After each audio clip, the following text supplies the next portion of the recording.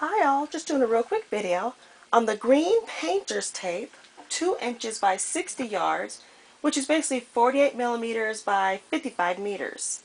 So what I have here is one of my mason jars here, and it's full with pineapples. They're dehydrated pineapples. So what's nice about it is you don't just have to use the tape just for painting.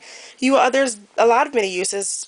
For example, my jar here, I have here already written, so you don't have to see me writing it. But I'm just going to go ahead and take it on off, and then I'm going to go ahead and label my canning jar. So I just took the tape on off like this. I'm going to go ahead and tear it on off. And just that easily, my pineapple jar is labeled. So whoever grabs a jar, they automatically know exactly what it is. It's pineapples. Thank you so much for watching.